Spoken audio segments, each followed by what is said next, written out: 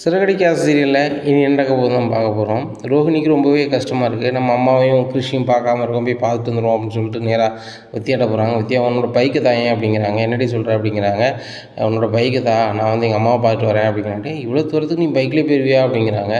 4 அடி பெட்ரோல் போட்டு போகிறேன், உனக்கு பைக் தேவைப்படுதா அப்படிங்கிறாங்க. இல்லை அப்படிங்கிறாங்க. உனக்கு வேலையா லீவா அப்படிங்கிறாங்க. லீவு தான் அப்படிங்கிறாங்க. அப்போ நீயும் வாயேன் அப்படிங்கிறாங்க. நானும் வரணுமா அப்படிங்கிறாங்க. இல்லைடி பேசிக்கிட்டே போகலாம்லா அப்படிங்கிறாங்க. சரி வா நம்ம 2 பேரும் பைக்கில் போவோம் அப்படின்னு சொல்லிட்டு நேராக குமரிப்பாளையத்துக்கு போகிறாங்க. இந்த சூழ்நிலையில் நாச்சியார் பாட்டி வீட்டில் வேலை பார்க்குற பாப்பாத்தி அக்கா வந்து குமரிப்பாளையத்துக்கு ஒரு உறவினரை பார்க்க போகிறாங்க. அங்கே ரோகிணி பைக்கில் போகிறத பார்க்குறாங்க. இது என்ன மனோஜோட ஒய்ஃப் இங்கே பார்த்து போகிறாளே அப்படின்னு சொல்லிட்டு எம்மா எம்மா அப்படின்னு கூப்பிட்றாங்க. ரோகிணிக்கு கேட்கல. ரோகிணி கவனிக்காமல் அவங்க பாட்டில் பைக்கில் போகிறாங்க. பின்னாடி ஏம்மா ஏம்மான்னு கற்றுனோன்னா ஒரு ஆள் கேட்குறாங்க, ஏன் அந்த பொண்ணை பார்த்து இது பண்ணுற அப்படிங்கிறாங்க. இல்லை அது எனக்கு தெரிஞ்ச பொண்ணு அப்படிங்கிறாங்க. உனக்கு தெரிஞ்ச பொண்ணா? அது ராணி மோக தானே அப்படிங்கிறாங்க. ராணி மோகலா அப்படிங்கிறாங்க. ஆமாம் 4வது தெருவில் இருக்காள ராணி. ஏன் இந்த ராணி அப்படின்னு கேட்குறாங்க. என்னடி இப்படி சொல்லிட்ட? கணேசனுக்கு வாக்கப்பட்டு இருந்தால, கணேசன் கூட இறந்து போனானே அப்படிங்கிறாங்க. எந்த கணேசன் அப்படிங்கிறாங்க. உனக்கு ஒன்றும் தெரியாது. ஏட்டி உனக்கு ஒரு சொக்காரன் ஒருத்தன் உண்டுல்ல அப்படிங்கிறாங்க. ஆமாம் அவன் அவன் மோதனா அது அப்படிங்கிறாங்க. அப்படியா அப்படிங்கிறாங்க. உடனே என்ன இது இப்போ ஒரு மாதிரி ஆகுது, என்ன பாப்பாத்தி அப்படின்னு கேட்குறாங்க.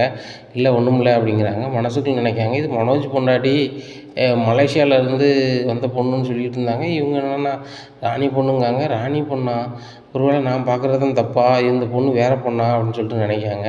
சரி நம்ம என்ன தான் நடக்குதுன்னு பார்த்துட்டு வந்துடுவோம் அப்படின்னு சொல்லிட்டு நேராக ராணி வீட்டு பக்கத்தில் போகிறாங்க. போகும்போது ரோகிணி அங்கே 2 கிறிஸ்ட விளாண்டுட்டு இருக்காங்க. இதை பார்த்துடுறாங்க. அப்போ இந்த பொண்ணு தான் அது அப்படின்னு சொல்லிட்டு மனசுக்குள்ளே வச்சுக்கிட்டு சரி ரைட்டு இது உண்மைதானான்னு சொல்லிட்டு நம்ம இன்னொரு வாட்டி நம்ம இது பண்ணிக்குவோம். பாட்டி நாச்சியார் பாட்டி வேறு கோவக்காரங்க, ஊருக்கு வரட்டும், நம்ம அதுக்கப்புறம் பைய சொல்லணும்.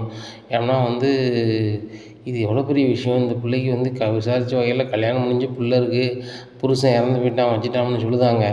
உண்மையிலே எது தான் உண்மைன்னு எனக்கு தெரியல, ரொம்ப குழப்பமாக இருக்குது. உண்மையிலே இது மனோஜ் பொண்டாட்டி தானானே நமக்கு நினப்பு இருக்குது அப்படின்னு ஒரு மாதிரி இருக்குது அப்படின்னு சொல்லிட்டு மறுபடியும் விசாரிக்காங்க. இந்த பொண்ணு எவ்வளோ நாளாங்க இருக்குது அப்படி இப்படின்னு கேட்டுக்கிட்டு இருக்காங்க. இந்த பொண்ணோட பூர்வீக ஊர் இது தான். அந்த பொண்ணை வந்து சொந்த பையனுக்கு கட்டி கொடுத்துருந்தாங்க, அவன் ஒழுங்காக வாழலை. அதுக்கப்புறம் மாதமாயிட்டாங்க வந்து இருந்தா. அதுக்கப்புறம் கொஞ்ச நாளாக செத்து போனான். செத்து போனாலும் இந்த பிள்ளை மெட்ராஸை பாட்டு போயிட்டு பிள்ளைய வந்து அம்மா வளர்த்துட்டு கிடக்கா. பிள்ளைக்கிட்ட இந்த இவளை இந்த பிள்ளைய அத்தை அத்தைன்னு சொல்லி வச்சுருக்காவா. எவனா சரி இந்த பிள்ளைக்கு ஒரு வாழ்க்கை பண்ணணும்னு நினச்சேன், எம்மா சொன்னாலா ராணி சொன்னாலான்னு தெரில அப்படின்னு சொல்லி ஒரு பாட்டி பாப்பாத்தி போய் கட்ட சொல்லிடுது. அந்த நாச்சியாரம்மா வீட்டில் வேலை பார்க்குற அந்த பாப்பாத்தி அக்களுக்கு ரொம்பவே குழப்பமாக இருக்குது. கண்டிப்பாக இதை பற்றி நம்ம பாட்டிகிட்ட சொல்லி ஆகணும். ஆனால் பாட்டி வந்து கோவக்காரங்க, டபார்னு ஏதாவது முடிவெடுப்பாங்க.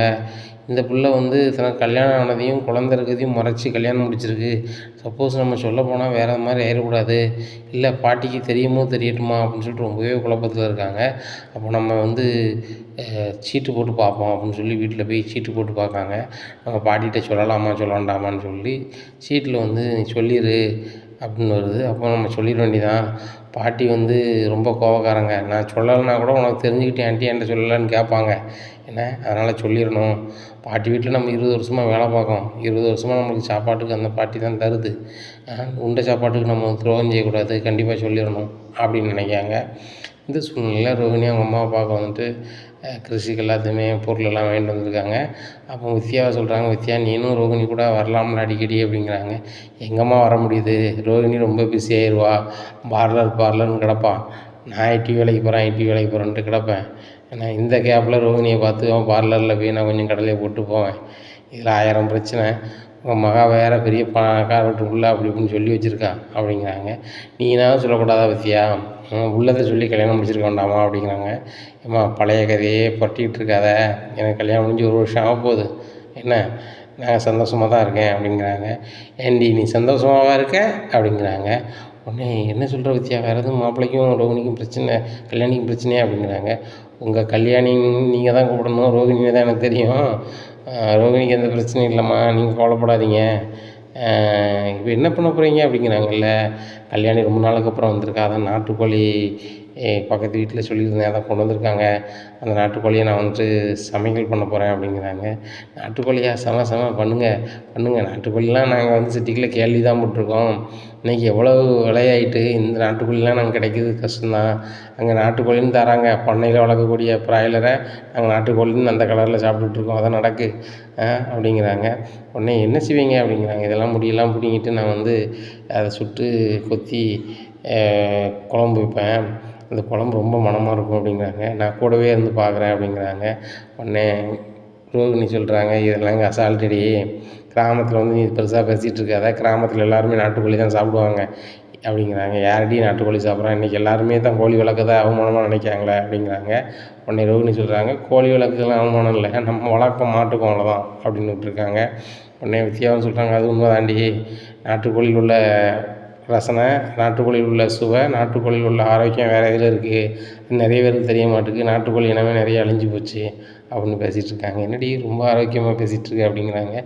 உண்மையை சொன்னேன்டி அப்படிங்கிறாங்க. உடனே நாட்டுக்கோழியை என் அம்மா சூப்பராக வச்சு கொடுக்காங்க. அதை சொன்ன பயங்கரமாக சாப்பிட்றாங்க.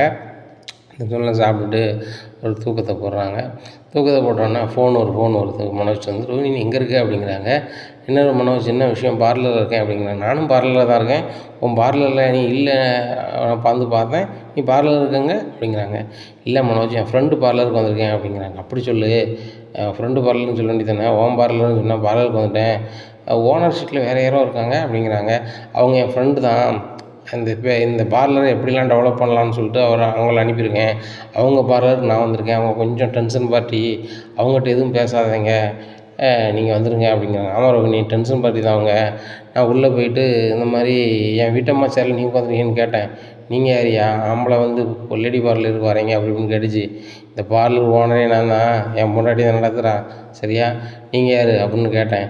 உடனே அந்த அம்மா வந்து, என்ன பார்லர் ஒன்றும் உன் ஒய்ஃபா அப்படின்னு சொல்லிட்டு ரொம்ப டென்ஷன் ஆகிட்டு, ஒரு மாதிரி உன் ஃப்ரெண்டை ஏன் அனுப்புகிற அவன் பார்லருக்கு, உன் பார்லருக்கு தானே கெட்ட பேர் அப்படி இப்படிங்கிறாங்க. சரி முன்ன சொன்னேன், இன்னும் அனுப்பலை, இன்னும் அனுப்ப முடியாதுனால அப்படிங்கிறாங்க. என்ன அனுப்ப முடியாதா, இல்லை நான் அனுப்பலை அப்படிங்கிறாங்க. உடனே தலையில் கை வைக்காங்க. உடனே நித்யா கேட்குறாங்க, என்னடி அடுத்தாப்புல என்னடி பிரச்சனை வந்திருக்கு அப்படிங்கிறாங்க. ஏன்டி இந்த மனோஜ் சும்மையே இருக்க மாட்டான் அடி அப்படிங்கிறாங்க. என்னடி சொல்கிற அப்படிங்கிறாங்க. இல்லை நான் வந்துட்டு பார்லருக்கு போயிட்டு வரேன்னு சொல்லிட்டு எங்கள் அம்மாவை பார்க்க நம்ம 2 பேரும் வந்துட்டோம். இந்த சூழ்நிலையில் மனோஜ் வந்து நீ தேடி போனானா, அந்த பார்லர் ஓனர் அங்கே இருந்துருப்பாங்க போல், அவர்கிட்ட போய் என் வீட்டம்மா சீட்டில் ஏன் இருக்கீங்க, தூர போங்க அப்படின்னு கேட்டு சொல்லியிருப்பார் போல். என் சீட்டில் நான் இருக்கேன், நீ யாரியா அப்படின்னு சொல்லி கேட்டு மனோஜ் ஒரு மாதிரி ஆகிட்டு போல். மனோஜ் ரொம்ப டென்ஷனில் பேசுகிறான். ஆனால் இப்போவும் என்ன, நான் தான் ஓனரு, தேவையில்லாமல் ஒரு அளவு சீட்டில் உட்கார வச்சுருக்கேன்னு சொல்லிட்டு பேசிட்டு போகிறான் அப்படிங்கிறாங்க. உன் புருஷனை ஏமாத்துறதுக்கு வந்து வேறு யாருமே வேண்டாம், அவரை ஏமாற்றிப்பார், ஒன்றுமே பிரச்சனை இல்லை, அதிகம் படிச்சிருக்காருல, அதனால் வந்து பயங்கர கான்ஃபிடென்ட்டில் இருக்கார் அப்படிங்கிறாங்க. ஏன்டி நீ வேறு கிண்டல் பண்ணிகிட்டு இருக்காத அப்படிங்கிறாங்க. என்ன ரோகிணி, இன்னும் மாப்பிள்ளைக்கு வேலை கிடைக்கலையா அப்படின்னுட்டு இருக்காங்க. இல்லைம்மா பிஸ்னஸ் பண்ண போகிறாரு அப்படிங்கிறாங்க. என்ன பிஸ்னஸ் ரோகிணி பண்ண போகிறாங்க அப்படிங்கிறாங்க. தெரியலம்மா அப்படிங்கிறாங்க. என்ன ரோகிணி அப்படிங்கிறாங்க. இன்னும் வித்தியா கேட்குறேன், நீங்களும் ரோகிணின்னு கூப்பிட ஆரம்பிச்சிட்டிங்க அப்படிங்கிறாங்க. இல்லைம்மா நீங்கள் பேசணுன்னே நானும் அப்படி பேச ஆரம்பிச்சேன். கல்யாணி அவர் என்ன பிஸ்னஸ் தான் பண்ண போகிறாரு அப்படிங்கிறாங்க. இல்லைம்மா அவர் வந்து ஒரு 30 லட்ச ரூபா கையில் வச்சுருக்காரு, அவங்க வீட்டிலேருந்து கொடுத்துருக்காங்க. இந்த 30 லட்ச ரூபாயை வச்சு அவங்க ஏதாவது பிஸ்னஸ் பண்ணணும்னு நினைக்காங்க அப்படிங்கிறாங்க. நான் சொல்லலை கல்யாணி, அவங்க வீட்டில் எல்லாருமே நல்லவங்க, அதனால் வந்து அவங்க கண்டிப்பாக மாப்பிள்ளைக்கு ஹெல்ப் பண்ணுவாங்க, எனக்கு தெரியும். பார்த்தியா 30 லட்ச ரூபா கொடுத்து பிஸ்னஸ் பண்ண சொல்லிட்டாங்கல்ல, அந்த முத்து மீனாவெலாம் அவங்களுக்கு ரொம்ப அன்பாக இருப்பாங்க, அவங்களெல்லாம் நல்லா பழகிக்கும் அப்படிங்கிறாங்க. அவங்களால தான் அந்த வீட்டில் எனக்கே பிரச்சனை அப்படிங்கிறாங்க. என்னடி சொல்கிற, நீ தப்பாக அவங்கள புரிஞ்சுக்கிட்டு நினைக்கிறேன் அப்படிங்கிறாங்க.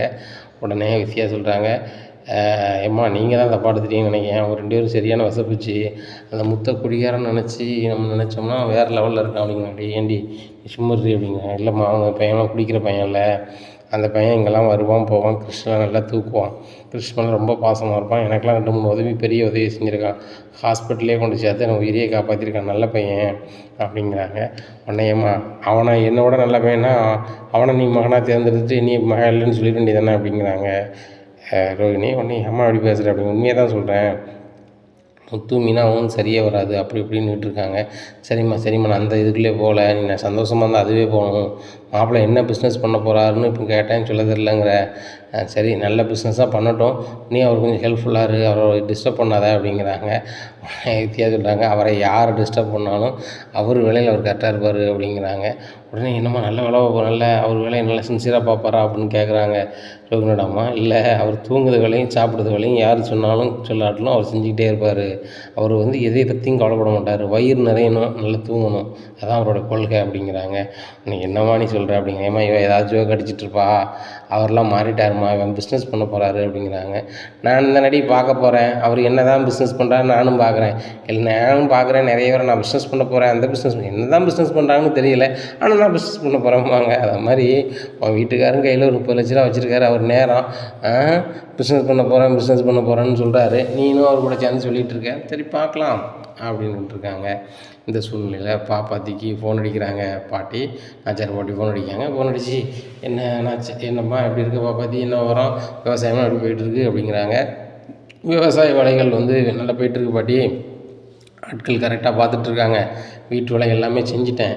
என் உறவினர் வீட்டுக்கு நான் வந்து போயிட்டு வரேன்னு சொல்லியிருந்தேன் பார்த்தீங்களா, போயிட்டு வந்துட்டேன் அப்படிங்கிறாங்க. அப்படியா, குமரிபாளையத்துக்கு போயிட்டு வந்துட்டியா, குமரிபாளையத்தில் தம்பி வீட்டில் நல்லா இருக்காங்களா அப்படி இப்படிங்கிறாங்க. எல்லோரும் நல்லா இருக்காங்க, பிறந்த ஊரை பார்த்துட்டு வந்தாலே ஒரு சந்தோஷம்தான் அப்படிங்கிறாங்க. நீ என்னென்னா இந்த ஊர் தான் எனக்கு ரொம்ப சந்தோஷமாக இருக்குங்க, இப்போ பிறந்த ஊருக்கு வீட்டு ரொம்ப சந்தோஷமாக இருக்குங்க அப்படிங்கிறாங்க. இல்லை எப்படின்னாலும் பிறந்த ஊர் சந்தோஷம் தானே பாட்டி, நீங்கள் இங்கே இருக்கிறத விட சென்னையில் போனோன்னா சந்தோஷமாக தானே இருக்கீங்க அப்படிங்கிறாங்க. எனக்கு இங்கே இருக்கிறதுக்கு பிடிக்கல அப்படி இப்படின்னுட்டு இருக்காங்க பாட்டி. ஏன் பிடிக்கல அப்படிங்கிறாங்க.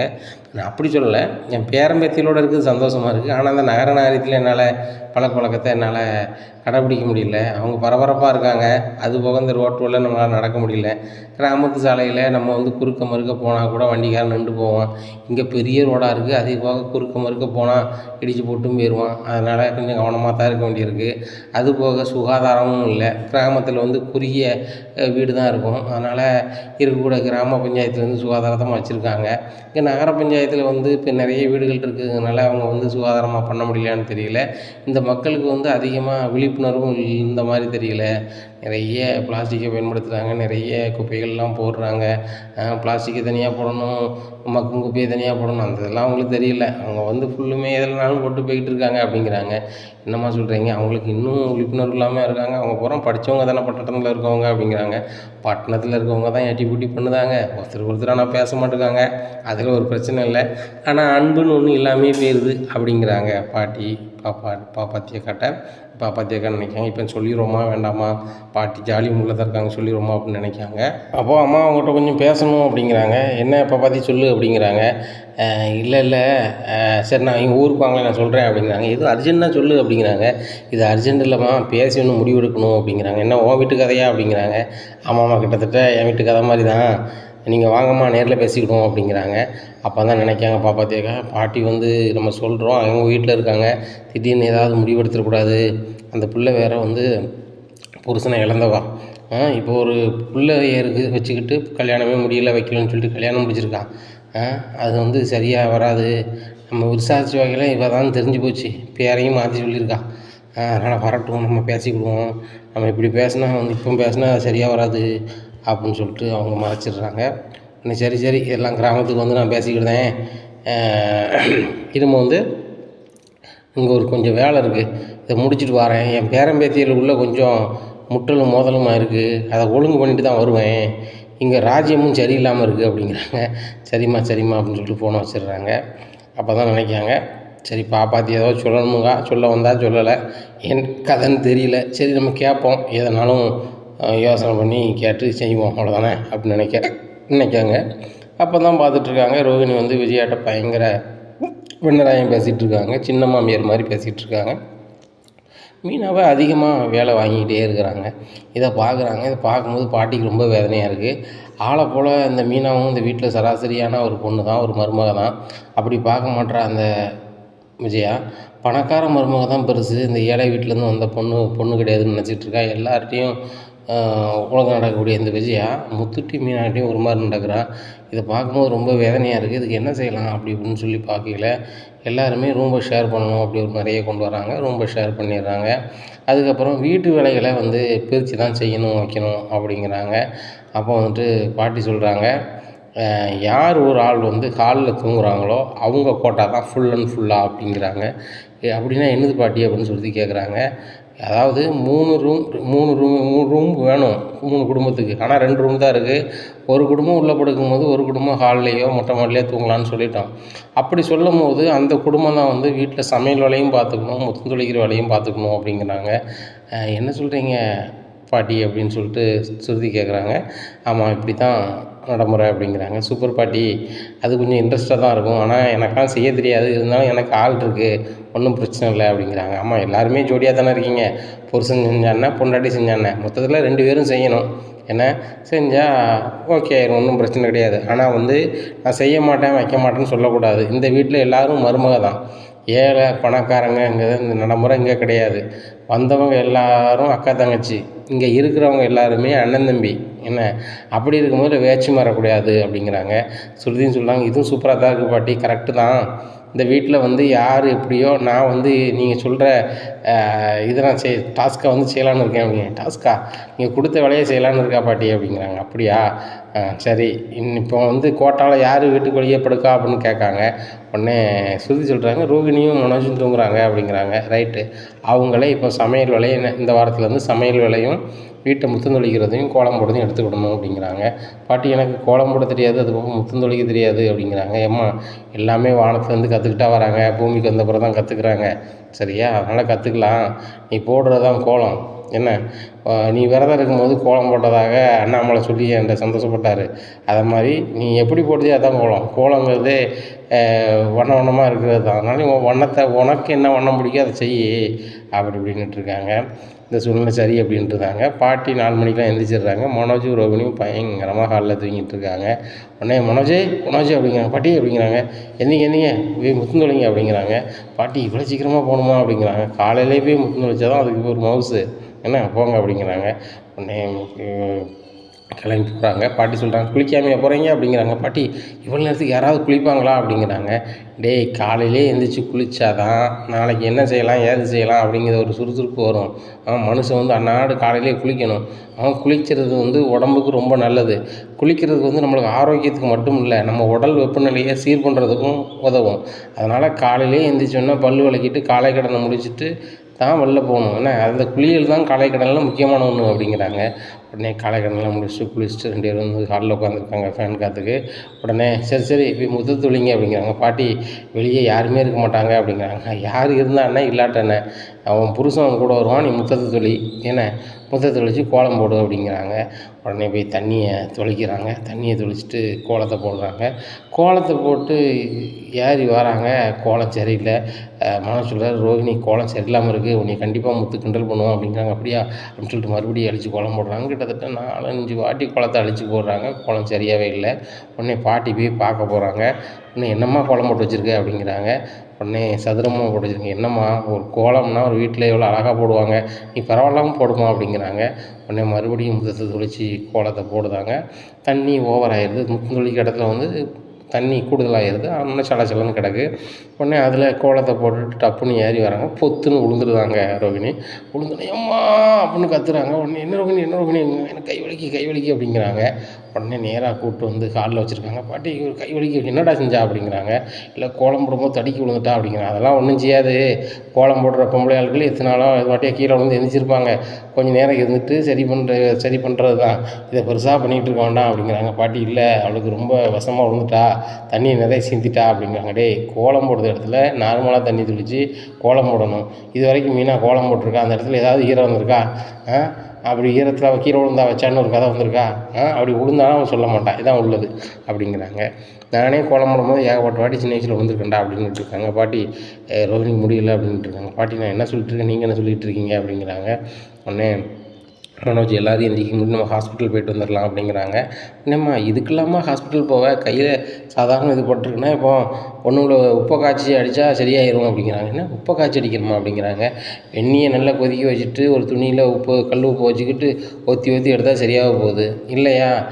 நெல்லையும் மஞ்சளையும் அரைச்சி உப்பையும் சேர்த்து பூசினா சரியாயிர போகுது.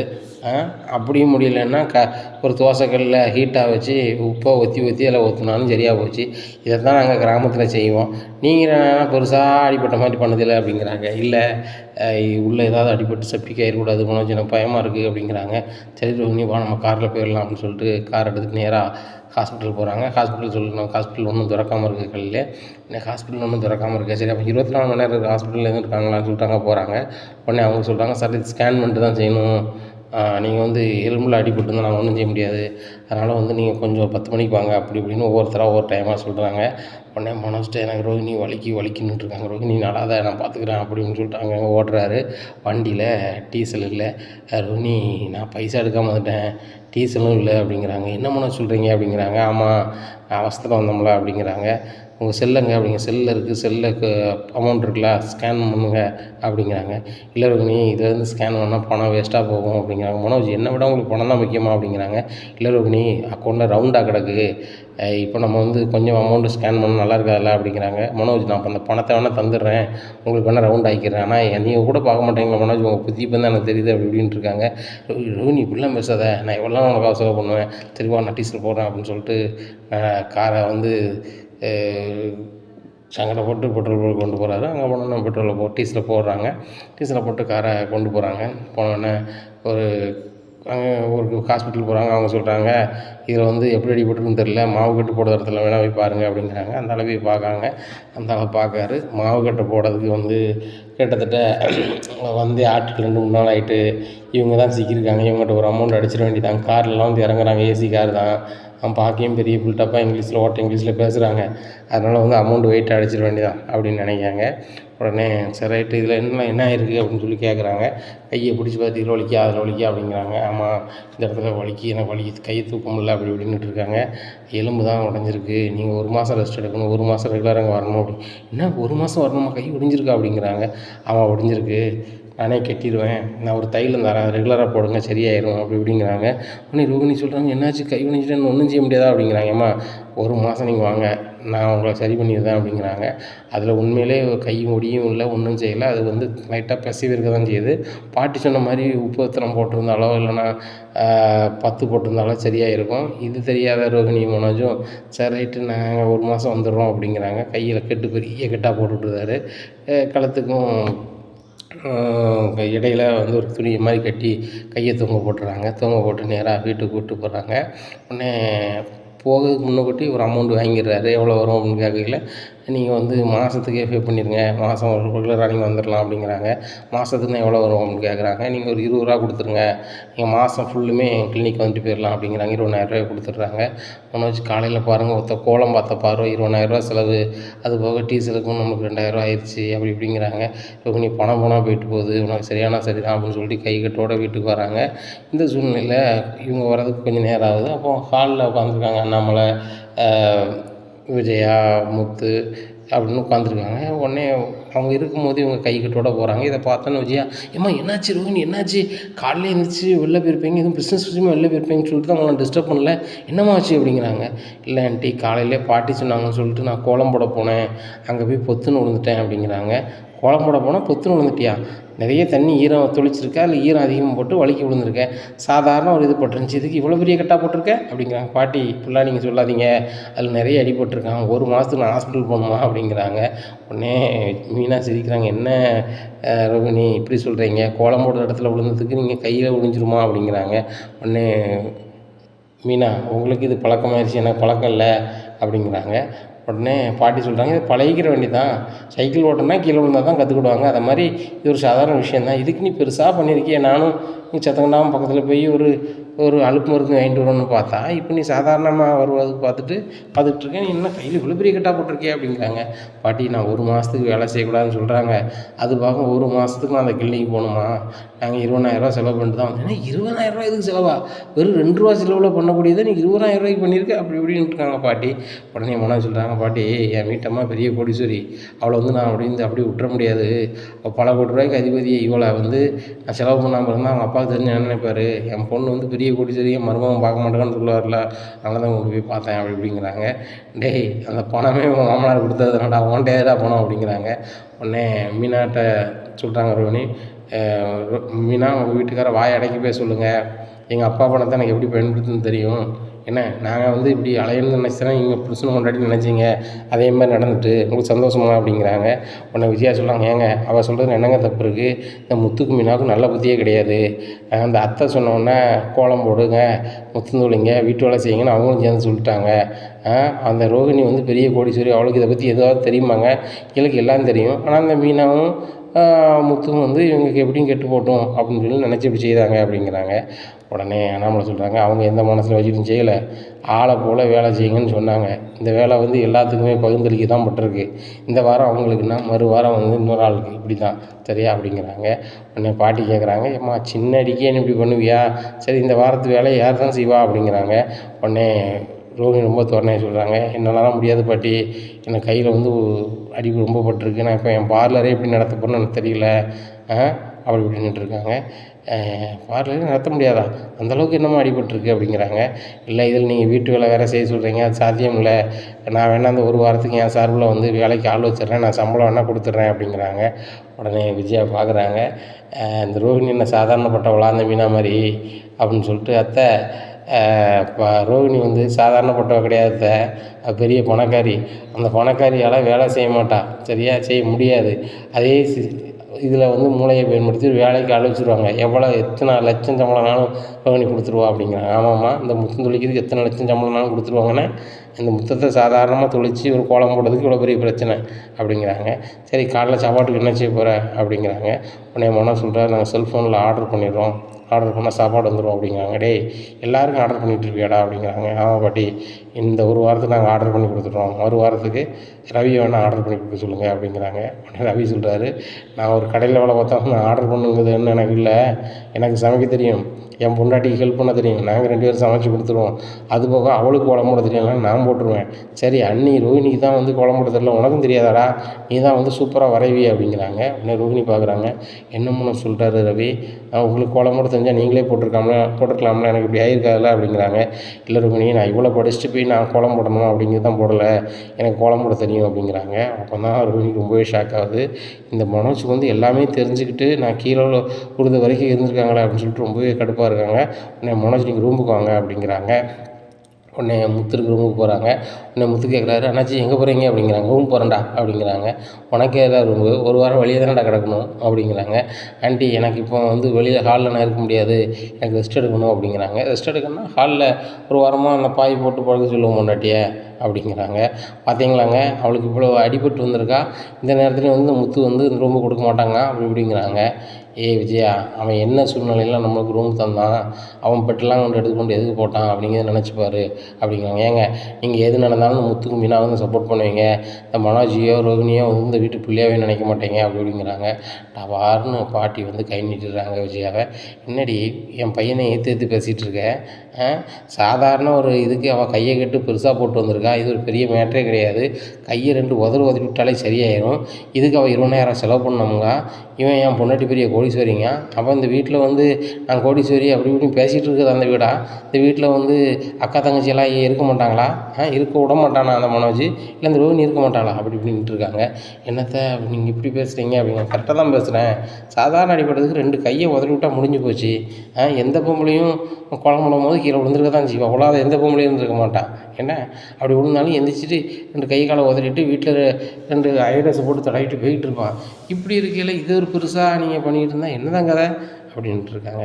உடனே சரித்த அப்படிங்கிறாங்க. உடனே ரோஹிணி வந்து நான் ஒரு பக்கம் போல் அந்த இதிலே இருக்கேன் அப்படின்னு சொல்லிட்டு பாயை விரிச்சு போய் உட்காடுறாங்க. மனோஜும் பக்கத்தில் உட்காருறாரு. உட்காந்தோடனே முத்து பயங்கரமாக சிரிக்கிறாரு. டேய் நீங்கள் 2 பேரும் உட்கார போது செமையாக இருக்குடா அப்படிங்கிறாங்க.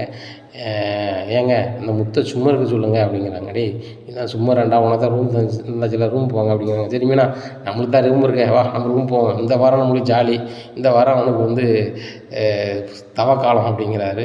உடனே மனோஜுக்கு பயங்கர கிடப்பார். கண்ணாடியை கலத்தி வரம் வைக்காரு. டே கண்ணாடியை பக்கத்தில் வச்சுக்கா, கண்ணு தெரியாது உனக்கு, நாளை தேடிட்டு கிடப்பா கண்ணாடி அப்படிங்கிறாங்க. டே எனக்கு தெரியும்டா அப்படிங்கிறாங்க. சரி கண்ணாடியை கலத்திட்டு இது எத்தனைன்னு சொல்லு அப்படின்னு சொல்லி கையை காமிக்கிறாரு. டேய் நீ 5 தாங்க, 5 விரல காமிக்க எனக்கு தெரியும்டா அப்படிங்கிறாங்க. டேய் சொடக்குட்டி நான் ஒத்த வரல தான்டா காமிச்சேன் அப்படிங்கிறாங்க. உன்னை எல்லாருமே சிரிக்கிறாங்க. இந்த மாதிரி சந்தோஷமாக இருக்கணும் விஜயா, அவன் வந்து மனசில் எதுவுமே வச்சுக்க மாட்டான் முத்து, பாரு போகும்போது சந்தோஷமாக ஒரு சிரிப்பு காட்டு போகிறான், நீ என்னன்னா இது பெருசாக பேசிகிட்டு இருக்க அப்படிங்கிறாங்க. அத்தை அவங்களுக்கு தெரியாது, அவங்க 2 பேரும் மனசில் வச்சுக்கிட்டு பண்ணுவாங்க, நீங்கள் தான் நினைக்க வேண்டியது தான், இந்த முத்து மீனாவும் வெகுளின்னு சொல்லிட்டு அவங்க 1ஆம் நம்பர் விஷம் அப்படிங்கிறாங்க. இந்த வீட்டிலே விஷம் நீ தாண்டி இந்த வீட்டை பிரிச்சாண்டுக்கிட்டு இருக்க, ஒன்றிய முதல்ல வந்து வெளுத்தா சரி வந்துடும், இப்போ வேங்கினது உனக்கு காணாதா அப்படிங்கிறாங்க. ஏம்மா அவளுக்கு எத்தனை பூசை கொடுத்தாலும் தாங்காது, நான் கொஞ்சம் பூசையாக கல்யாணம் முடிஞ்ச காலகட்டத்தில் கொடுத்துருக்கேன். அப்போவுமே திருந்தவ. அப்புறம் தான் பார்த்தா இது திருந்தாத ஜென்மம்னு சொல்லி அப்படியே விட்டோமா அப்படிங்கிறாங்க. அதுவும் கரெக்டு தான். திருந்தாத ஜென்மம் நம்ம பேசி என்ன பிரயோஜனம் அப்படின்னுட்டு இருக்காங்க. உடனே விஜயாவுக்கு பயங்கர கடுப்பாக இருக்குது. இந்த ரோஹிணி முன்னாடியும் ஸ்ருதி முன்னாடியும் இப்படி பண்ணிகிட்ருக்காங்க, எனக்கு எங்கே மரியாதை இருக்கும் அப்படிங்கிறாங்க. உடனே சூப்பர் பாட்டி, நீங்கள் பேசுறதெல்லாம் ரொம்ப சூப்பராக இருக்குது அப்படின்னு சொல்லிட்டு பாட்டியை முத்திட்டு ஸ்ருதி போயிடுறாங்க. இந்த சூழ்நிலையில் ரோஹிணிக்கு ரொம்ப கடுப்பாக இருக்குது. இந்த ஸ்ருதியிலேருந்து எல்லாருமே வந்து எனக்கு கையடிபட்டுருக்கு, என்னாச்சு ஏதாச்சுன்னு கேட்கல. அந்த முத்து மீனாவை பேச வச்சுக்கிட்டு அப்படி நிற்காங்க. இந்த பாட்டி வேறு எனக்கு அடிபட்டது சின்னதாக தான் அடிபட்டுருக்கு அப்படி இப்படிங்கிறாங்க. எனக்கு எவ்வளோ வலிக்குன்னு எனக்கு தான் தெரியும். அந்த கிளினிக்கில் உள்ள சித்த மருத்துவர் என்ன சொல்லியிருக்காருன்னா, நீங்கள் 1 மாதம் வரணும், ஒரு 20,000 ஃபீஸுன்னு சொல்லியிருக்காரு. நானும் வாரேன்ட்ருக்கேன். ஏன்னா இப்படி சொல்லிகிட்டு இருக்காங்க. மொத்தத்தில் இந்த வீட்டில் வந்து நான் இருக்கிறது பிடிக்கல. எங்கள் வீட்டிலேருந்து எந்த சொந்தக்காரங்களும் வரல, எங்கள் வீட்டிலேருந்து எந்த பொருள் எந்த நற்பலனும் இந்த வீட்டுக்கு கிடைக்கணும்னு அப்படி நினச்சிட்ருக்காங்க. கண்டிப்பாக ஏதோ ஒரு வழி பண்ணி இல்லை யார்ட்டையாவது கடன் வாங்கினாலும் எங்கள் வீட்டிலேருந்து ஏதாவது அந்த மாதிரி நம்ம பொருள் வர்ற மாதிரி செட் பண்ணணும். இல்லைன்னா யாரையாவது நடிக்க வர வச்சுனாலும் நம்ம வீட்டிலேருந்து ஆள் வர்ற மாதிரி பண்ணணும்னு நினைக்காங்க. அப்போ கூட இந்த வீட்டில் உள்ளவங்ககிட்ட உண்மையை சொல்லி மன்னிப்பு கேட்டு இந்த வீட்டில் வாழணும் அப்படிங்கிற எண்ணம் சுத்தமாக அந்த ரோஹிணிக்கு இல்லை. இப்படியா இருக்குது. உடனே மனோஜ் சொல்கிறாங்க, ரோஹிணி கவலைப்படாத, அந்த ஒரு வாரத்தை நம்மளுக்கு அதுக்கப்புறம் நம்ம பேசாமல் நம்ம சுருதி ரூம் போயிடலாம் அப்படிங்கிறாங்க. என்ன மனோஜ் இப்படி பேசிகிட்டு இருக்கீங்க, அந்த வீட்டில் நீங்கள் இந்த மூத்த பையன், எனக்கு ரூம் இல்லைன்னா அவனுக்குலாம் என்ன ரூம் அப்படின்னு சொல்லி கேட்பீங்கன்னு பார்த்தா நீங்கள் எப்படி பண்ணிகிட்ருக்கீங்க. ரெண்டாவது வந்து என் பொண்டாட்டி அடிபட்டுருக்கு, அவனை தரையிலே படுக்கணும் வைக்கணும்னு கேட்பீங்கன்னு பார்த்தா நீங்கள் உங்கள் பாட்டில் உம்மன் இருக்கீங்க அப்படிங்கிறாங்க. நான் கேட்டோம்லாம் ரோஹிணி அப்படிங்கிறாங்க. எங்கே கேட்டீங்க, சும்மா ஒரு வார்த்தை சொன்னீங்க அவ்வளோதான் அப்படிங்கிறாங்க. முத்து அதுக்கு மேலே பேசினா அவன் லூசு மாதிரி ஏதாவது பேசுவான், இல்லை அவனை கை நீட்டுவான் அப்படிங்கிறாங்க. உங்கள் தம்பி நீங்கள் இன்னும் பயந்துக்கிட்டு தான் இருக்கீங்களா அப்படி இப்படின்ட்டு இருக்காங்க. அவனுக்கு நான் ஏன் பே பண்ணான் பெரிய இவனா அப்படிங்கிறாங்க. ஆமாம் பார்த்தா அவங்க வீரத்தை அப்படிங்கிறாங்க. இல்லை ரோஹிணி, அவன் கொஞ்சம் படிக்கலை, அவனை தெளிவாட்டத்தனமாக நடப்பான், நான் அப்படி இருக்க முடியாதுல்ல, நான் படிச்சிருக்கோம்ல அப்படிங்கிறாங்க. மனோஜ் இதையே சொல்லிகிட்டு இருக்காங்க, போர் அடிக்கி, சீக்கிரம் ஏதாவது பிஸ்னஸ் பண்ணுங்கள், உடனே தான் நான் பெரிய ஆளாக முடியும் அப்படின்னு நினச்சிட்டு இருக்காங்க, பேசுகிறாங்க. உடனே பார்லர்லேருந்து ஃபோன் வருது. என்ன ரோஹிணி இன்றைக்கி வந்துடுவீங்களா, ஓனர் வாரேன்னு சொன்னாங்களே அப்படின்னா, ஓனர் வாரேன்னு சொன்னாங்களா அப்படின்னு சொல்லிட்டு ஓனர் ஃபோன் அடிக்கிறாங்க. மேடம் இன்றைக்கி எனக்கு முக்கியமான வேலையாச்சு அப்படின்ட்டு ஃபோன் அடிக்கிறாங்க பார்லர் ஓனருக்கு. அப்போ அவங்க சொல்கிறாங்க, உங்களுக்கு தினம் முக்கியமான வேலையாகுது இப்போ கொஞ்ச நாளாகவே, ஒழுங்காகவே பார்லருக்கு வர மாட்டேறீங்க அப்படின்னு. யார் மேடம் சொன்னா அப்படி இப்படின்ட்டு இருக்காங்க. மேடம் உடனே ரோஹிணிட்டு சொல்கிறாங்க அவங்க, மேடம் இந்த மாதிரி நான் பார்லரில் சிசிடிவி ஃபுட்டேஜ் வச்சுட்டேன், சரியா, அங்கே என்ன நடக்குது ஏது நடக்குதுன்னு நான் பார்த்துட்டு தான் இருக்கேன். நீ முதல் நாள் கூட நீ வரல, கிட்டத்தட்ட 4 நாளாக நீ வரல, இன்னைக்கு சேர்த்து 5ஆம் நாள் ஆக போகுது. நீங்கள் எத்தனை நாள் இப்படி ஏமாற்றிட்டு இருப்ப, வீட்டிலே இருந்துக்கிட்டு என்கிட்ட மாதம் வாங்கிக்கிற, அது போக வரவு செலவு இல்லாமல் நீ தான் பார்க்குற, அந்த வேலை செய்கிற பிள்ளைகளும் வந்து நீ சொல்ல தான் கேட்குது, நீ வச்ச ஆளுங்கிறதுனால. அதனால் நான் டோட்டலாகவே மாற்ற போகிறேன் ரோஹிணி, என் வேறு பிராஞ்சில் உள்ள ஆட்கள் அங்கே வேலைக்கு போட போகிறேன். உனக்கு இங்கே வேலைக்கு விருப்பம் இருந்தால் இன்றைக்கி வா, இன்றைக்கி வரலையா, இங்கே வேலை உனக்கு கிடையாது ரோஹிணி, நீ போய்கிட்டே இரு அப்படிங்கிறாங்க. மேடம் அப்படி எதுவும் பண்ணிடாதீங்க, எனக்கு கையில் அடிபட்டுருக்கு அப்படிங்கிறாங்க. நடிக்காத ரோஹிணி, ஒன்றுனா 9 அதனால் சரி வராது அப்படின்ட்டு இருக்காங்க. உடனே மனோஜ்கிட்ட சொல்கிறாங்க, ரோஹிணி நம்மளுக்கு பார்லர் வரைக்கும் போகணும் அப்படிங்கிறாங்க. உடனே சொல்கிறாங்க, ரோஹிணி வேண்டாம், பார்லர் தானே அங்கே சொல்லி ஃபோன் பண்ணி சொல்லி இன்னொரு நாள் போய்க்கலாம், உனக்கு தான் உடம்பு முடியல அப்படிங்கிறாங்க. இல்லை மனோஜ் நான் இன்றைக்கி கண்டிப்பாக போயே ஆகணும் அப்படிங்கிறாங்க. சரி வா அப்படின்னு சொல்லிட்டு காரில் கூப்பிட்டு போகிறாங்க. மனோஜும் முன்னாடியே வராங்க. மனோஜ் எங்கே வரீங்க அப்படிங்கிறாங்க. நானும் பார்லர் தான் வரேன் அப்படிங்கிறாங்க. இல்லை லேடிஸ் ஏதாவது இருப்பாங்க அப்படிங்கிறாங்க. அப்படி தானே, சரி நம்ம வழி நிற்போம், ரொம்ப சைட் அடிச்சிக்கலாம் அப்படின்னு சொல்லிட்டு இருக்காரு. ரோஹிணி உள்ளே போகிறாங்க. கை கட்ட பார்த்தோன்னா அந்த மேடம் என்ன என்கிட்ட கையில் அடிபட்டுருக்குன்னு சொன்னோன்னே சும்மையாக கட்டு வந்துட்டியா அப்படிங்கிறாங்க. மேடம் உண்மையிலே போயிட்டு வந்தேன் மேடம் அப்படிங்கிறாங்க. எங்கே போயிட்டு வந்தேன் அப்படிங்கிறாங்க. இந்த மாதிரி வீட்டில் கோலம் போடும்போது கீழே விழுந்துட்டேன் அப்படிங்கிறாங்க. ரோஹிணி நீங்கள் விளையாட்டு வேலை பண்ணிட்டுருக்கீங்களா, கோலம் போடும்போது கீழே விழுந்துட்டீங்க வச்சுட்டேன்னு சொல்லிகிட்டு இருக்கீங்க, இது ஒரு சாதாரண விஷயம், கோலம் போடும்போது அப்படியே அடிபட்டுற போகுது அப்படிங்கிறாங்க. மேடம் நான் வந்து கொஞ்சம் கரண்ட் விழுந்துட்டேன் மேடம், அதனால் கையில் ஏதோ அடிபட்டுருக்கு, எலும்பு நொறுங்கிருச்சுங்கிறாங்க, அதனால் வந்து கை கட்டு போட்டிருக்கேன் மேடம் அப்படிங்கிறாங்க. ரோஹிணி எனக்கு தெரியாது, எனக்கு ஏதாவது வேலை இருந்தால் தான் எனக்கு வருமானம் வரும், எனக்கு வருமானம் வந்தால் தான் உங்களுக்கு சம்பளம் கொடுக்க முடியும், சரிங்களா. நான் ஒரு பார்லரில் வந்து வருமானம் வர்றேன்னா எனக்கு கிட்டத்தட்ட 21 பார்லர் இருக்குது, அதில் ஏதாவது மாற்றி போட்டு கீற்றி போட்டு இங்கே வேலை பார்க்குற ஸ்டாஃபுக்கு சம்பளம் கொடுத்துட்ருப்பேன். என்ன இந்த பிராஞ்சை பொறுத்த மட்டும் நான் அடுத்த பிராஞ்சிலேருந்து பணத்தை எடுத்து போட்டு தான் சம்பளம் இன்றைக்கி வரைக்கும் கொடுத்துட்ருக்கேன். நீங்கள் லாபம்னு ஒன்று தந்ததில்லை, சரிங்களா. அப்படி இருக்கும்போது வந்து எனக்கு இந்த பார்லர் நீங்கள் வேலை பார்க்குறதோ வைக்கிறதோ எனக்கு கடுப்பாக தான் இருக்குது. என்ன ஒன்று நீங்கள் சொந்தமாக பார்லர் வச்சுருந்தீங்க, அதை என்கிட்டயே விற்றுட்டீங்க. அப்படி இருக்கும்போது உங்களுக்கு அது ஏதாவது ஒரு அதில் வருமானம் இருந்தால் தான் உங்கள் குடும்பத்தை ஓட்ட முடியும்னு சொல்லிட்டு நான் வேலை கொடுத்தா நீங்கள் இப்படி பண்ணுறீங்க. சரி ரைட்டு, உங்களுக்கு வேலைக்கு முடியல, சரி ரைட் நான் வேலைக்கு வேறு ஆள் வச்சிடுறேன், உங்களுக்கு அப்படி வேலை வேணும்னா நீங்கள் வேறு பிரான்ச்சுக்கு தான் வரணும் அப்படிங்கிறாங்க. என்ன மேடம் சொல்கிறீங்க அப்படிங்கிறாங்க. கரெக்டாக தான் சொல்கிறேன், எனக்கு தான் ஏகப்பட்ட பிரான்ச் இருக்கேன், நான் எந்த பிரான்ச்சில் இருக்கனோ ரெகுலராக அந்த பிரான்ச்சுக்கு வந்துடுங்க, அங்கே உங்களுக்கு ரெகுலராக வேலை அப்படிங்கிறாங்க. உடனே வேறு வழி இல்லாமல் சரி மேடம் அப்படின்னு சொல்லிட்டு வந்துடுறாங்க. என்ன ரோகிணி ஒரு மாதிரி வர அப்படிங்கிறாங்க. ஒன்றும் இல்லை, பார்லர் வந்து ஒழுங்காக பார்த்துக்கோங்கன்னு சொல்லதுக்காக வந்தேன் அப்படிங்கிறாங்க. சரி சரி, அதுவும் கரெக்டு தான், ஊடையில் நான் வேணா வந்து பார்த்துக்குறேன், உனக்கு தான் 1 மாதத்துக்கு பார்லர் வர முடியாதுல்ல அப்படிங்கிறாங்க. உடனே ரோகிணி சொல்கிறாங்க, இல்லை நீங்கள் வந்தால் சரி வராது அப்படிங்கிறாங்க. இல்லை ரோகிணி, நீங்களாம் நான் தானே பார்க்கணும், சரி நான் தான் லேடிஸ், நான் தான் வர முடியாது, சரி எங்கள் அம்மாவே வர வச்சுக்கலாம் அப்படிங்கிறாங்க. உடனே அம்மாவா அப்படிங்கிறாங்க. ஆமாம் ரோகிணி பார்த்துக்கலாம், வண்டியில் ஏறு அப்படின்னு சொல்லிட்டு நேராக ஏறுறாங்க. உடனே வீட்டுக்கு போனோடனே விஜயா பயங்கரமாக சமையல் பண்ணி வச்சுருக்காங்க. உடனே பாட்டி பார்த்துட்டே இருக்காங்க, முத்து பாட்டி பார்த்துட்டே இருக்காங்க. இந்த மாதிரி ரோகிணிக்கு சமைக்க முடியலன்னா ரோகிணி கோட்டால் விஜயா சமைச்சிட்ருக்காளோ அப்படின்னு சொல்லிட்டு, என்ன விஜயா என்ன செஞ்சிட்ருக்க அப்படிங்கிறாங்க. இல்லை நீங்கள் ரோகிணி தான் சமைக்கணும் வைக்கணும்னு சொன்னீங்க, அவள் அங்கே போயிட்டா, எல்லாருக்கும் சாப்பிட்றதுக்கு நேரம் ஆயிடுச்சு, அது போக நீங்கள் ரோகிணிக்கு அடிபட்டுருக்கு, அவளை வந்து அதை செய்ய சொல்லுவீங்க, அவள் பாவம் இல்லாத நான் செஞ்சிட்ருக்கேன் அப்படிங்கிறாங்க. இதே மாதிரி மற்ற மருமகளும் நல்லா இருக்குன்னு சொல்லிட்டு நீ வேலை செய்யணும்ல, அதை நீ செய்வியா அப்படிங்கிறாங்க. நான் சுருதிக்கும் செய்வேனே அப்படிங்கிறாங்க. சுருதிக்கு செய்வேன், மீனாவுக்கு செய்வியா அப்படின்னா, அதுக்கு செய்யணும், அந்த பூக்காரிக்கு செய்ய தெரியாதா அப்படிங்கிறாங்க. அவங்களுக்கு மட்டும் செய்ய மாட்டேன், இவங்களுக்கு 2 பேருக்கும் பணம் இருக்குது, அதனால் என்ன வேலைனாலும் செஞ்சுக்கிடுவேன், அவங்க என்ன சொன்னாலும் நீ கேட்டுக்குவ, அப்படி தானே விஜயா அப்படிங்கிறாங்க. அதான் நான் அப்படி சொல்லலை, ரோகிணிக்கு அடிபட்டுருக்குல்ல, அந்த மீனாவுக்கு அடியாப்பட்டிருக்கு அப்படிங்கிறாங்க. ஏன் அடிபடணுமா அப்படிங்கிறாங்க. இல்லைத்த நான் உள்ளதை சொன்னேன் அப்படின்னு. நானும் உள்ளதை தான் சொல்கிறேன், எல்லாரையும் ஒன்று போல் பார்த்தா அந்த வீட்டில் இந்த பிரச்சனையே இல்லை, 3 பெட்ரூம் இருக்குது, 3 பேரும் கொடுத்துட்டு ஏங்க நம்ம ஹாலில் படுத்துக்கணும்னு சொல்லிட்டு நீ சொல்லணும்.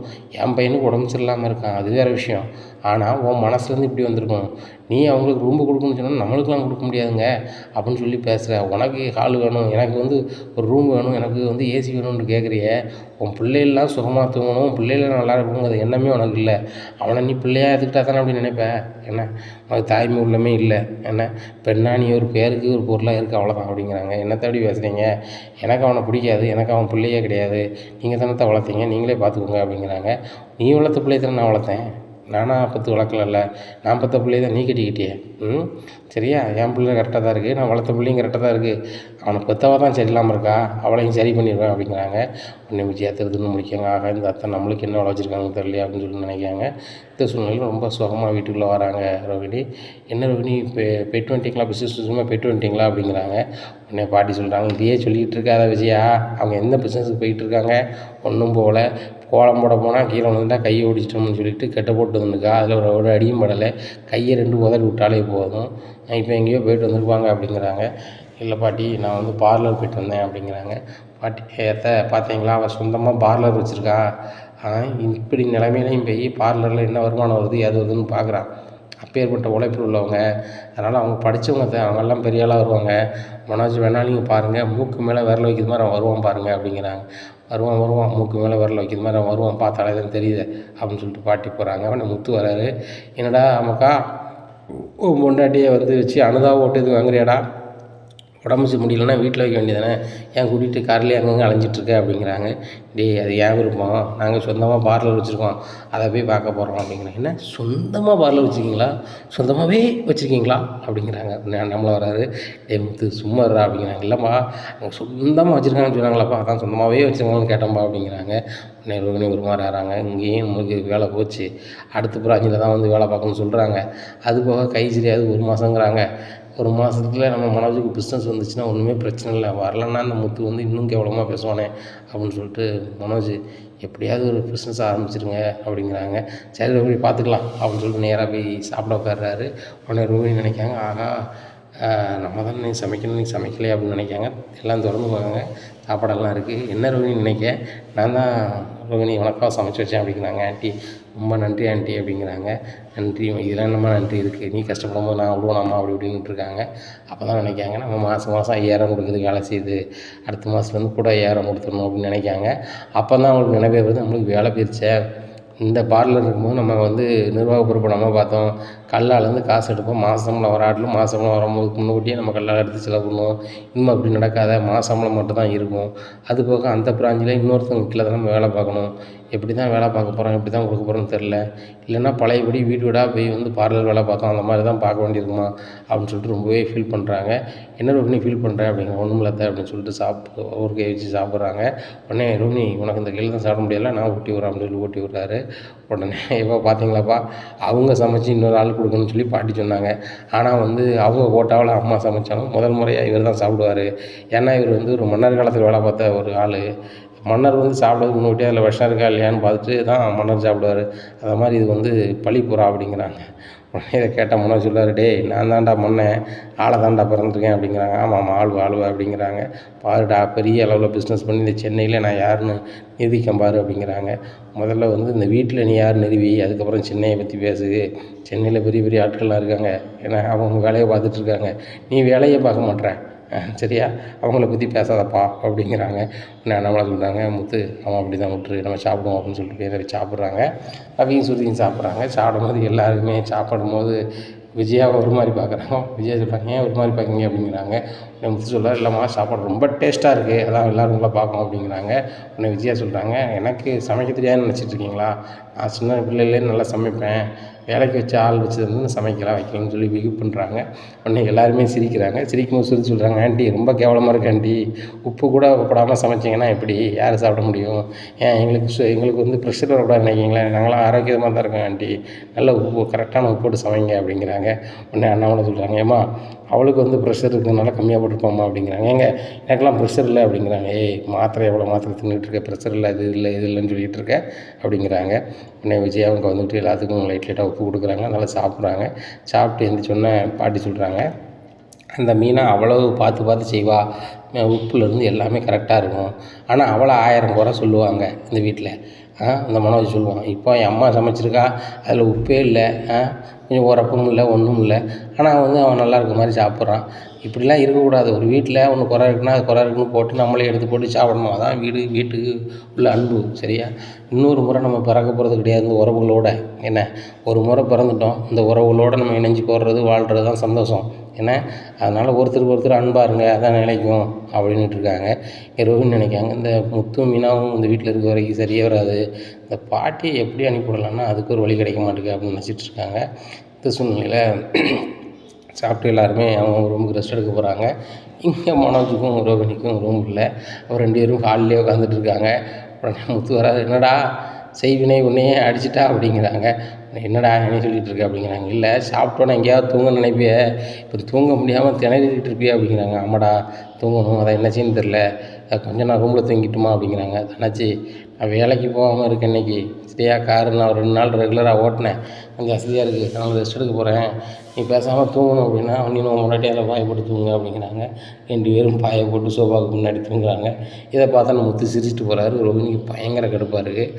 உடனே ரோஹிணி முறைக்காங்க, என்ன முறைக்கிறீங்க, இதே மாதிரி தான் நானும் மீனாவும் கஷ்டப்பட்டோம், நீங்கள் வந்து அதை கஷ்டமாகவே நினைக்கல, நாங்களும் அதை கஷ்டமாக நினைக்கல, வீட்டில் எல்லோரும் நல்லா இருக்குன்னு நினச்சோம், நீங்கள் அப்படி நினைக்கல, எங்களுக்கு தனி ரூம் இருக்குது, எங்கள் வீடு இந்த மாதிரி கற்று போனீங்க, இவன் பாட்டி உங்களுக்கு வசமாக போச்சாங்க அப்படின்ட்டு போகிறாங்க.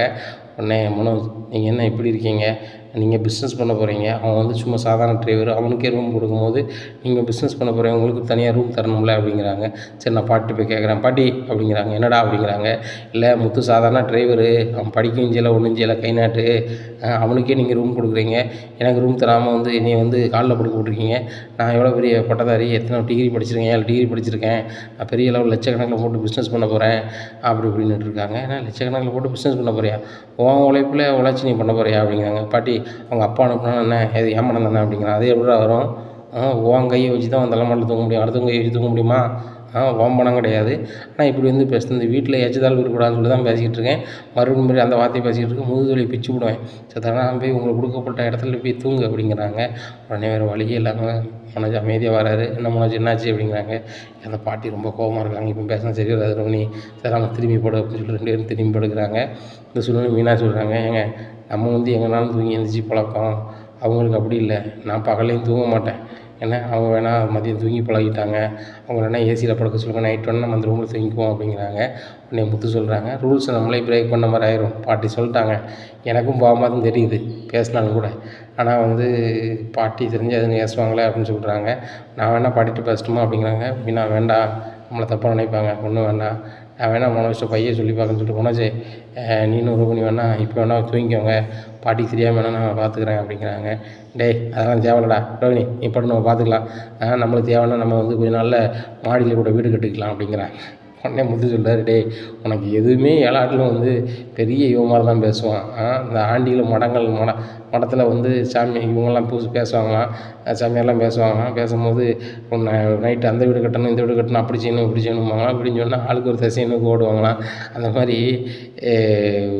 ஒன்றுமே செய்ய முடியாட்டிலும் ஆனால் நீ வரத்துக்கு பேர் ரொம்ப ஓவராக இருக்குடா அப்படிங்கிறாங்க. டேய் நான் என்ன செய்கிறேன்னு பாருடா அப்படின்ட்டு இருக்காங்க. இந்த சூழ்நிலையில் ரவி வராரு. டேய் மனோஜ் மதியம் பயங்கர தூக்கமா அப்படிங்கிறாங்க. உடனே டேய் தூங்க இடம் இல்லாமல் நான் இங்கேயே ஒண்டிட்டு கிடக்கேன், பேசாமல் ரூம் தரையா நாங்கள் போட்டா அப்படிங்கிறாங்க. அப்போ நான் எங்கடா போடுறது அப்படிங்கிறாங்க. டேய் அடுத்த வாரம் உனக்கு தான் கோட்டா, நான் உன் ரூமில் இருப்பேன் அப்படிங்கிறாங்க. சரிடா அடுத்த வாரம் பார்த்துக்கலாம்டா அப்படிங்கிறாங்க. உடனே அண்ணாமலை சொல்கிறாங்க, என்ன ரவி வேலைக்கு போகலையா அப்படிங்கிறாங்க. இல்லைப்பா எங்கள் ரெஸ்டாரண்ட் வந்து பெயிண்ட் அடிக்காங்கப்பா, அதனால் 2 நாள் லீவ்ப்பா அப்படிங்கிறாங்க. ரவின்னு நினைக்காங்க, மனோஜுக்கும் பிஸ்னஸ் பண்ணாமல் வீட்டில் உட்காந்துருக்காரு, எனக்கும் வேலை இல்லை, வீட்டில் இருக்க போகிறேன், ரவியும் வீட்டில் இருக்கான்னு சொன்னால் ஏதாவது நான் நோண்டிகிட்டு இருப்பானோ, சுருதியும் லீவ் போட்டுருவாங்களோ அப்படின்ட்டு நினச்சிட்டு இருக்காங்க. இந்த சூழ்நிலை சுருதி வந்து ஃபோன் பண்ணி சொல்கிறாங்க, எனக்கு உடம்புக்கு ஒரு மாதிரி இருக்குது, நான் வேலைக்கு வரல அப்படிங்கிறாங்க. என்ன சுருதி ரெகுலராக வேலைக்கு வருவீங்க, நீங்கள் வரலையா அப்படின்னு சொல்லி அந்த ஆடியோ இன்ஜினியர் கேட்குறாரு. இல்லை எல்லாருமே வீட்டில் இருக்காங்க, வீட்டில் இருக்க ரொம்ப ஜாலியாக இருக்குது, அதனால் நான் வந்து 2 நாள் வீட்டிலே இருக்க போகிறேன் அப்படிங்கிறாங்க. உடனே மீனாட்ட சொல்கிறாங்க சுருதி, மீனா நீங்களும் பேசாமல் லீவ் போடுங்களேன் அப்படிங்கிறாங்க. இல்லை சுருதி அப்படி பண்ண முடியாது, பூ கேட்குறவங்களுக்கு ஒன்று கொடுக்கணும்ல அப்படிங்கிறாங்க. இல்லை மீனா நம்ம வீட்டில் ரோஹிணி கை ஒடிஞ்சு வீட்டில் இருக்காங்க, மனோஜ் வேலைக்கே போக மாட்டார், அவர் வீட்டில் இருக்காங்க, உங்கள் வீட்டுக்காரர் வேலைக்கு தான் எப்பவும் போவார், அவரும் போகல, ரவியும் லீவ் போட்டான், நானும் லீவ் போட்டேன், ஆன்ட்டியும் வீட்டில் தான் இருக்க போகிறாங்க, அங்கிளும் வீட்டில் தான் இருக்க போகிறாங்க, ரொம்ப சந்தோஷம் ஜாலியாக பேசிக்கிட்டு இருக்கலாம்ல அப்படிங்கிறாங்க. எனக்கும் ஆசை தான், கூட்டு குடும்பத்தில் எல்லோரும் இருந்து பேசணும் வைக்கணும்னு ஆசை தான், ஆனால் வந்து வேலை இருக்க சுருதி அப்படிங்கிறாங்க. உடனே உங்களுக்கு என்ன அமௌண்ட்னு சொல்லுங்கள், அந்த பூ எல்லாமே நான் வாங்கிக்கிறேன் அப்படிங்கிறாங்க. இல்லை சுருதி ஆர்டர் பண்ணியிருக்காங்க, அவங்க கொடுத்துட்டு வந்துடுறேன், மீதி பூ கூட நீங்கள் எடுத்துக்கோங்க, நீங்கள் காசு தர வேண்டாம் அப்படிங்கிறாங்க. ஏன் மீனா காசுக்கு தான் அதை தான் வாங்குவேன், இன்றைக்கி எங்களுக்கு வந்து முதல் இரவு அப்படின்னா முதல் இரவா அப்படின்னு சொல்லிட்டு விஜயாலேருந்து எல்லோரும் முழிக்கிறாங்க. இல்லை இந்த ரூமில் வந்து இன்னும் வந்து நாங்கள் ஒரு வாரத்துக்கு மேலே தங்க முடியாதுல்ல, நாங்கள் வெளியே தானே இருக்கணும், இருக்கிற ஒவ்வொரு நாளும் எங்களுக்கு முதல் இரவு தான், அதனால் நான் தினம் கொண்டாட போகிறேன், அதனால் தினம் உங்கள்கிட்ட நான் பூ வாங்கிக்குவேன், காசு தந்துடுவேன், நீங்கள் பூ தந்துடணும் அப்படிங்கிறாங்க. உடனே அண்ணாமலை சிரிக்கிறாங்க, பாட்டியும் சிரிக்கிறாங்க. பார்த்தியாடா என் பேத்தியை, அவள் ரொம்ப தெளிவாக இருக்கா, நீனும் சீக்கிரம் தெளிவாக இருந்து எனக்கு சீக்கிரம் பேரன் பேத்தியை பெற்றுக் கொடு அப்படிங்கிறாங்க. பாட்டி முயற்சி பண்ணுறேன் அப்படிங்கிறாங்க. டேய் அண்ணன் நான் இருக்கேன்டா அப்படிங்கிறாரு மனோஜ். நீ இருக்கியா அப்படிங்கிறாரு. உடனே முத்து சொல்கிறாரு, டேய் இதில் மட்டும் அவன் சீனியாரிட்டி வந்துடுவான், ஆனால் உழைக்க போனால் நான் வந்து பின்னாடி நின்றுக்கிறேம்மா, உழைப்பு மட்டும் காட்ட மாட்டார், மீதி சாப்பாடு விஷயமா இருந்தாலும் சரி தான், இந்த மாதிரி விஷயம்னாலும் சரி தான், நான் மூத்தவன்னு சொல்லி அதில் மரியாதையாகவும் நினைப்பான் அப்படிங்கிறாரு முத்து. அண்ணாமலை சிரிக்கிறாங்க.